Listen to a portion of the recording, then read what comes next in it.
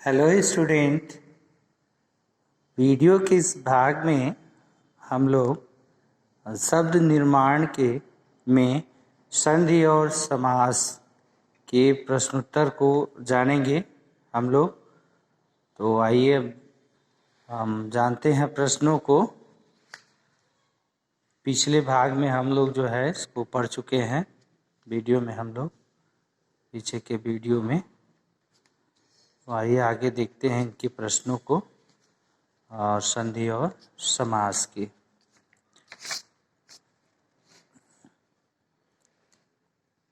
देखिए इसमें जो है पहला प्रश्न कह रहा है कि संधि किसे कहते हैं, इसके भेदों के नाम लिखिए।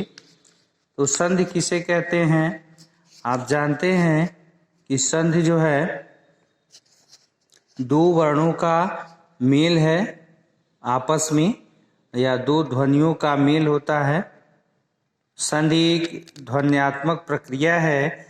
इसमें दो ध्वनियों अर्थात दो वर्णों का मेल होता है। संधि का अर्थ है मेल।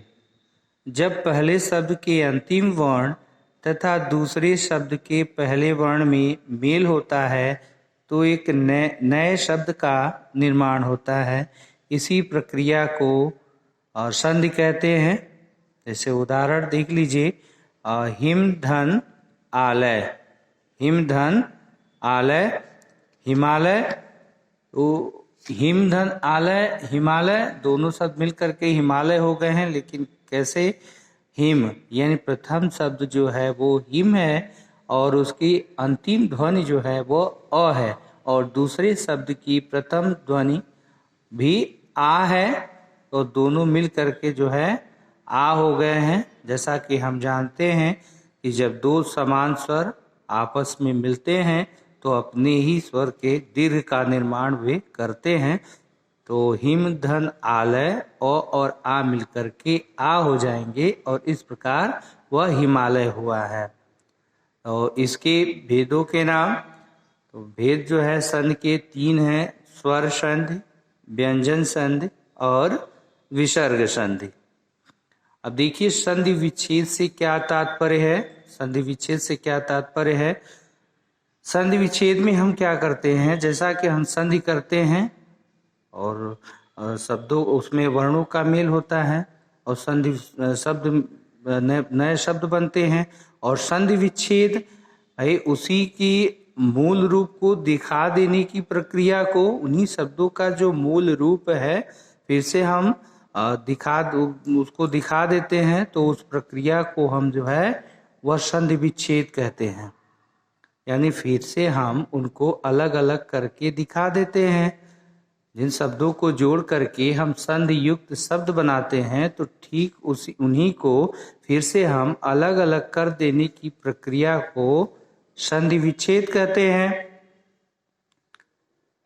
आगे हमारा तीसरा जो प्रश्न है वो समास किसे कहते हैं। तीसरा प्रश्न है हमारा, समास किसे कहते हैं। तो समास जब हम दो या दो से अधिक शब्दों को मिला करके एक नए शब्द का निर्माण करते हैं तो वह प्रक्रिया जो है वो समास कहलाती है। यानी इसको समास कहते हैं। और इससे बनने वाला जो शब्द है वह सामासिक पद या समस्त पद कहलाता है। सामासिक शब्द या समस्त पद कहलाता है। या हम यूं कह लें कि संक्षिप्तीकरण की प्रक्रिया को हम समास कहते हैं। भाई संक्षिप्तीकरण की छोटा करने की प्रक्रिया को हम समास कहते हैं। छोटा किसको करते हैं? भाई कई शब्दों को मिला करके हम एक शब्द बना देते हैं, शब्दों को संक्षिप्त कर देते हैं। तो संक्षिप्तीकरण की प्रक्रिया को हम समास कहते हैं। समास विग्रह से आप क्या समझते हैं? समास विग्रह, जब हम समास की प्रक्रिया अपनाते हैं तो समस्त पद बनता है। जो नया शब्द बनता है उसी को सामासिक शब्द या समस्त पद कहते हैं। तो हम समास विग्रह में क्या करते हैं, उन्हीं समस्त पदों के शब्दों को फिर से क्या करते हैं, अलग अलग करके लिख देते हैं। तो इस प्रक्रिया को समास विग्रह कहते हैं। या तो हम यूँ कह लें कि समस्त पद के सभी शब्दों के संबंध को स्पष्ट करने की प्रक्रिया को हम समास विग्रह कहते हैं। समास के कितने भेद होते हैं, उनके नाम लिखिए।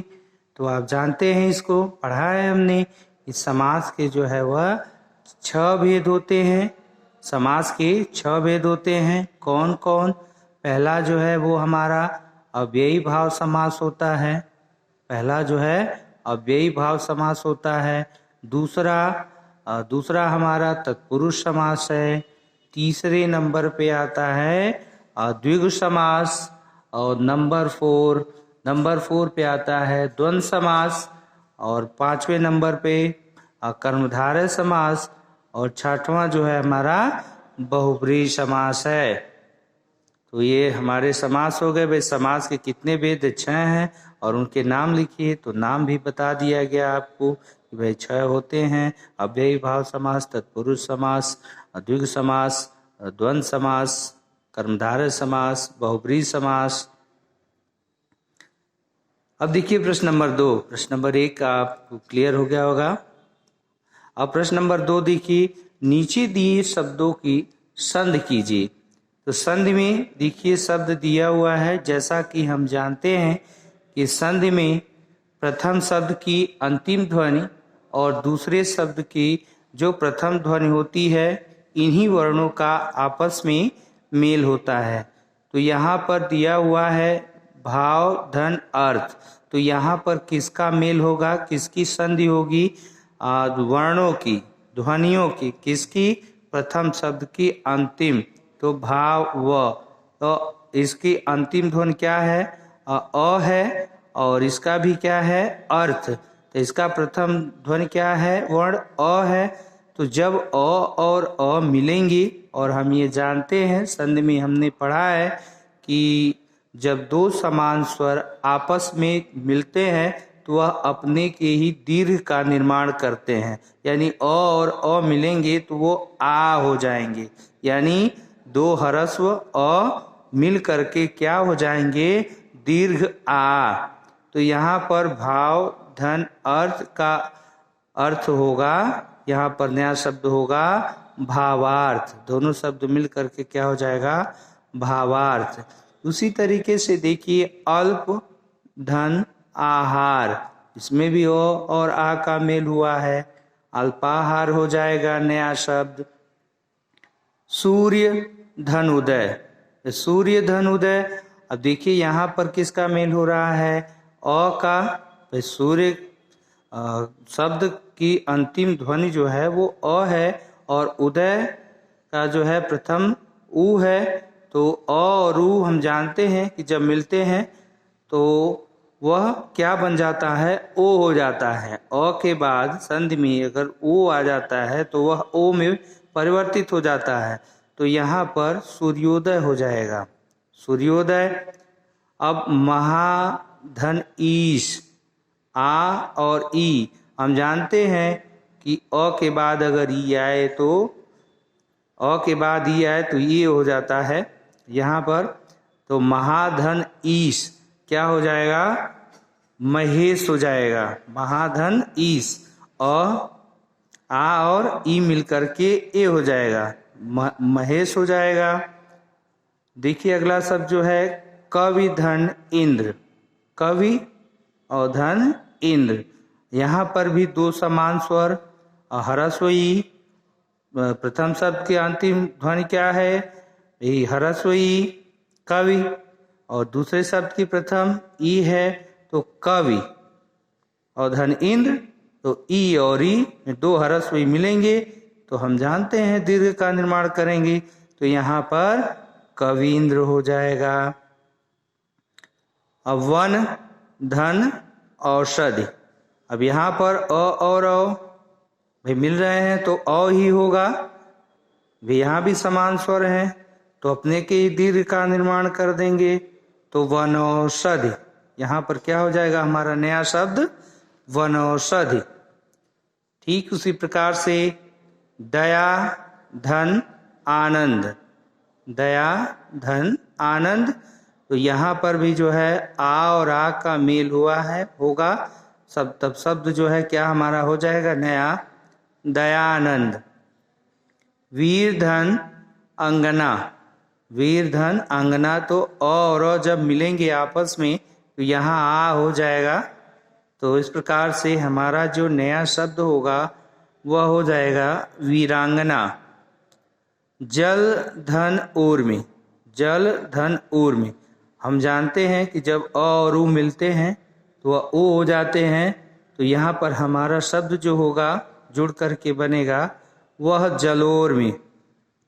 वन धन उत्सव, यहाँ पर भी अ और उ यानी ओ होगा तो वनोत्सव हो जाएगा।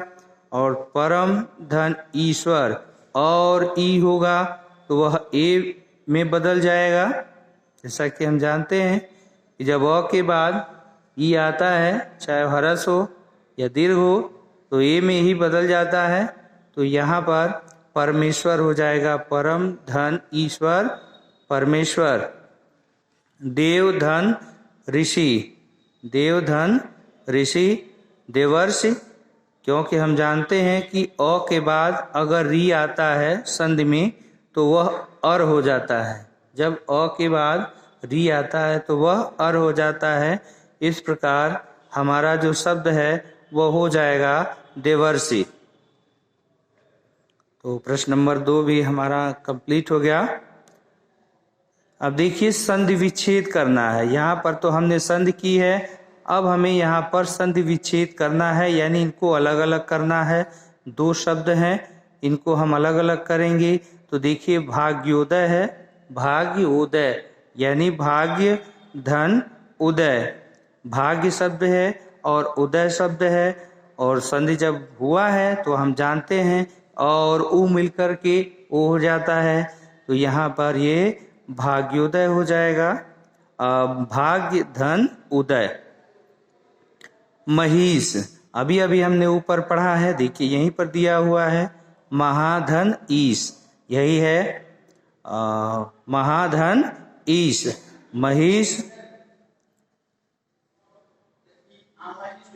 ठीक है। परमात्मा, यहाँ पर देखिए परम और आत्मा, परम और आत्मा मिलकर के परमात्मा हो गए हैं। यहाँ पर सिंह और आसन, सिंहासन। और महोदय, महाधनुदय, जैसा कि हम जानते हैं और वो मिल करके वो हो जाते हैं, तो वहाँ महोदय हो जाएगा और वो मिल करके महा और उदय, महोदय।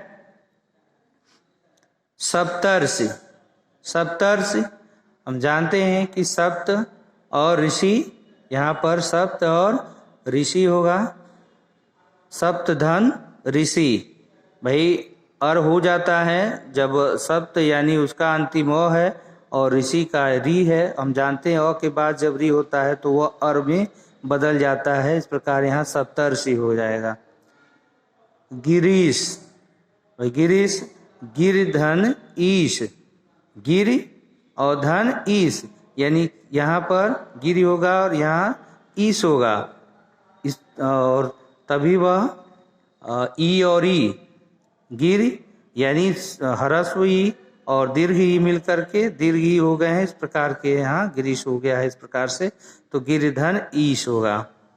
वार्तालाप, वही वार्ता और क्या है आलाप है, वार्ता और आलाप मिलकर के वार्तालाप हो जाएंगे यहाँ। चराचर, तो हम जानते हैं कि चर अचर होगा, यहाँ पर चर होगा, चर धन अचर, चर धन अचर बराबर चराचर। और अ मिलकर के चर अचर और अ मिलकर के आ हो जाएंगे, चराचर। इस प्रकार है सब दिए।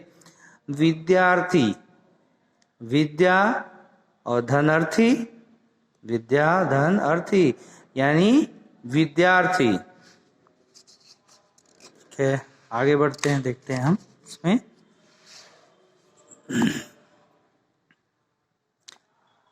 देखिए प्रश्न नंबर 4 में क्या कह रहा है, कह रहा नीचे दिए वाक्यों में आए संधि शब्दों को ढूंढ कर लिखिए। यानी इन वाक्यों में हमको किन शब्दों को ढूंढना है, संधि जो कि 2 शब्दों से मिलकर बने हों तो हमें सदैव अच्छे कार्य करने चाहिए। तो यहाँ पर सदैव जो है हमारा ये संधि युक्त शब्द है, सत धन एव सदैव, क्योंकि हम जानते हैं कि उसमें त जो है वो अपने ही वर्ग के तीसरे में बदल जाता है, त थ द। इस प्रकार ये सदैव हो जाएगा, अच्छे कार्य करने चाहिए। रमेश, तो रमाधनीश रमेश हो जाएगा। इसमें रमेश को छात्रावास में दाखिला मिल गया, तो रमेश भी होगा और छात्रावास भी होगा। छात्र धन आवास, तो छात्रावास। तीसरा हमारा जो है वो पुस्तकालय में शांत होकर बैठना चाहिए, तो इसमें हमारा जो शब्द है वह पुस्तक धन आलय, पुस्तकालय, ये संधि युक्त शब्द है। ये तीसरा हमारा जो है चौथा घ जो है परोपकार से बढ़कर कोई धर्म नहीं होता, तो इसमें जो है संधि युक्त शब्द जो है वो परोपकार है। पर और उपकार और उ मिल करके वो हो जाता है, तो यहाँ पर ये परोपकार हो जाएगा। परोपकार से बढ़कर कोई धर्म नहीं होता। आज विद्यालय में अवकाश है, तो आज विद्यालय में अवकाश है, तो विद्यालय विद्याधन आलय, विद्यालय। और लास्ट देखिए, सूरभ के पिता बहुत धर्मात्मा हैं, तो यहाँ पर हमारा जो धर्मात्मा शब्द है तो धर्म धनात्मा, तो ये संधि युक्त शब्द है। यानी इसमें जो है धर्मात्मा, विद्यालय, परोपकार, पुस्तकालय, छात्रावास, रमेश और सदैव, ये जो है संधि युक्त शब्द हैं सभी। अब आते हैं हम प्रश्न नंबर 5 पे। प्रश्न नंबर 5 में देखिए कह रहा है समास कीजिए। समास कीजिए यानी हमको समस्त पद बनाना है। यहाँ पर जो है समस्त पद बनाना है। घोड़े पर सवार, घोड़े पर सवार, तो ये हमारा जो है ये घुड़सवार हो जाएगा। राजा का महल, राजमहल। चार रास्तों का समाहार, चौराहा है, चौराहा हो जाएगा। और देश के लिए भक्ति, देशभक्ति हो जाएगी। देखिए यहाँ पर घोड़े पर सवार, इसमें जो है कौन सा समास है, जानते हैं ये तत्पुरुष समास है, क्योंकि यहाँ जब घोड़े पर सवार और जब घुड़सवार हम लिखेंगे, घुड़सवार समस्त पद होगा, तो समस्त पद में किसका लोप हुआ है भाई, पर का। तो पर क्या है, कारक चिन्ह है या विभक्ति चिन्ह है, तो इस यह तत्पुरुष समास होगा। लेकिन कौन सा तत्पुरुष होगा भाई, ये अधिकरण तत्पुरुष होगा, क्योंकि अधिकरण कारक का ही चिन्ह मेपे पर होता है। अधिकरण तत्पुरुष। राजा का महल, भाई राजा का महल, ये भी तत्पुरुष समास है, क्योंकि का लोप हुआ है। और का आप जानते हैं भाई संबंध तत्पुरुष का है, संबंध कारक का चिन्ह है का, के, की और रा, रे, री, तो यहाँ पर संबंध तत्पुरुष समास हो जाएगा। आगे देखिए कह रहा है चार रास्तों का समाहार, तो चार रास्तों का समाहार यह द्विगु समास होगा, क्योंकि हम जानते हैं कि द्विगु समास का जो पूर्व पद होता है वह संख्यावाची होता है, वह संख्या को व्यक्त करता है। तो यहाँ चार बता रहा है और दूसरा पद क्या कर रहा है, दूसरे पद का जो है ये नंबर बता रहा है। और हम समाहार या समूह शब्दों का प्रयोग करते हैं, तो चार रास्तों का समाहार यानी ये चौराहा हो जाएगा। और देश के लिए भक्ति, ये भी जो है संबंध तत्पुरुष का है, संबंध कारक का चिन्ह है, क्योंकि अब देश के लिए भक्ति, भाई देशभक्ति, तो यहाँ पर के लिए का लोप हुआ है। और के लिए हम जानते हैं किस कारक का चिन्ह है, यह जो है संप्रदान कारक का चिन्ह है, इसलिए यहाँ पर संप्रदान तत्पुरुष समास होगा। उम्मीद है बच्चों यहाँ तक आपको जो है आंसर में कोई समस्या नहीं होगी उत्तर लिखने में। फिर आगे के वीडियो में। So student take care, bye bye.